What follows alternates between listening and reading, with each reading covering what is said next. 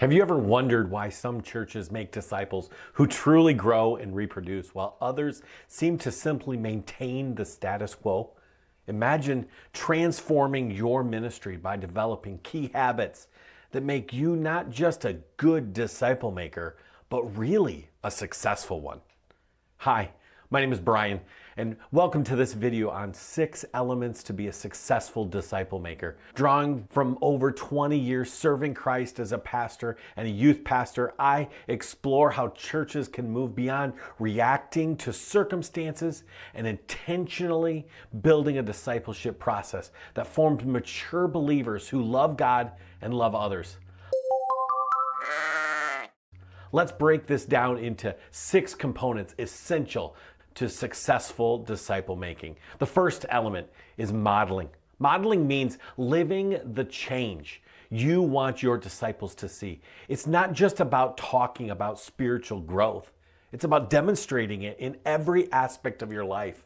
Your disciples observe your daily choices, the struggles, the victories. This visibly creates a living example. It's really a roadmap that they can follow.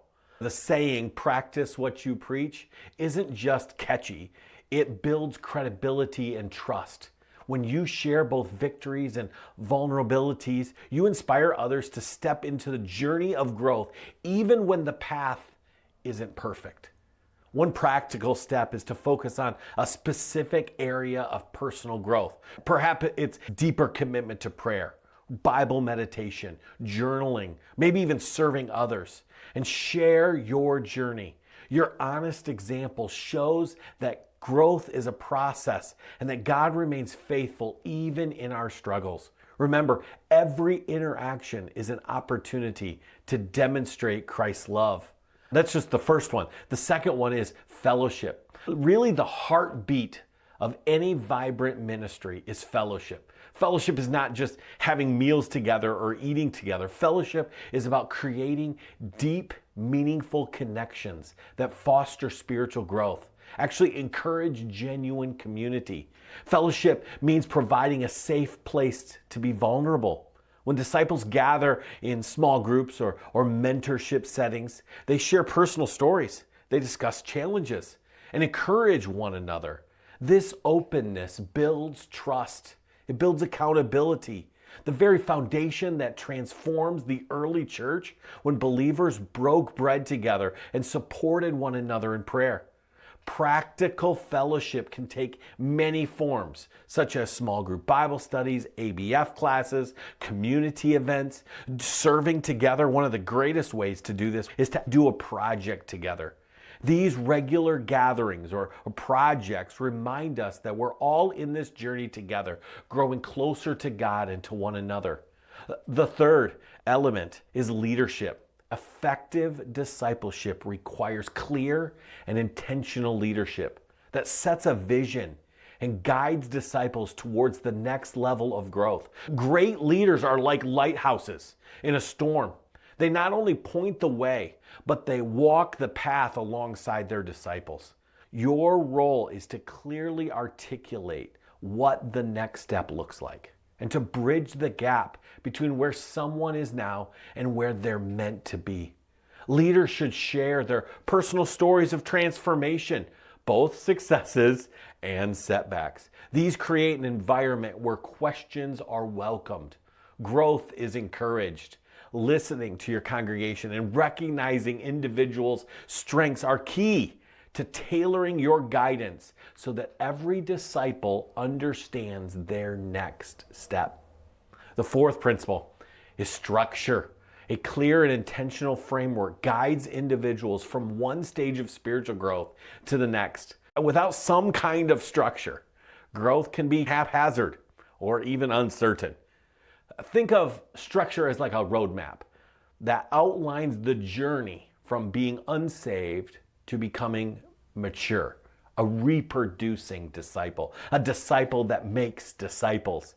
For example, you might define a phrase such as initial engagement or new believer training or baptism or membership or active ministry. Each one of those phrases have clear characteristics and next steps, so no one is left guessing. this is the next step. If you're interested in a free downloadable chart that biblically helps you think through the path, in the description below, click on the link. Feel free to download it. We want to help you. We want to serve you. Tools like what I'm offering below or value stream mapping can help visually figure out the journey, identify potential gaps, and a structured approach not only keeps disciples on track, but also provides common language for your leadership team, ensuring consistent guidance throughout the ministry. The fifth principle is training. Training goes beyond imparting biblical knowledge. It actually equips believers, equips disciples with practical skills and spiritual habits for growth. Effective training transforms theory, what I think about, into a practice. It's like a classroom where lessons aren't just learned from a textbook, but are lived out daily. Whether it's through structured Bible studies, workshops on sharing your testimony, or one-on-one mentoring sessions, training shows disciples how to apply Scripture to everyday life. Mentorship is a key element here.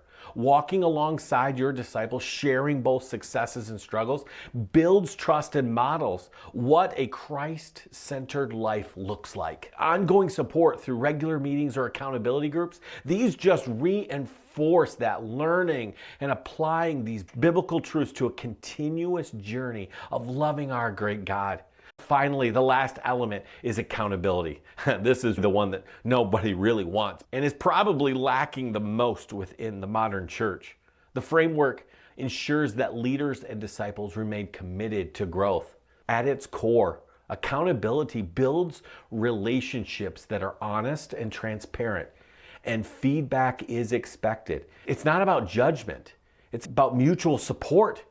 Establishing a structured accountability partnerships, pairing a disciple with a mentor, or forming small groups that regularly check in on each other.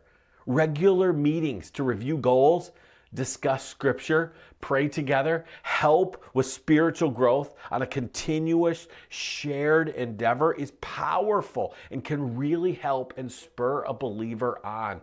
Accountability can extend to the whole church community by integrating accountability practices into your ministry, such as follow-up sessions after Bible studies or revisiting group goals during fellowship meetings. You foster a culture where everyone supports one another. And remember, accountability isn't only about maintaining standards. It's about celebrating success, progress, which motivates others to press forward. Ask ourselves questions. How can I build stronger relationships? How can I be more accountable because I want that? That helps me. Another question to ask yourself is what structures can ensure that both you and I who serve Christ can continue to grow spiritually? These are the questions that come out of an accountability relationship.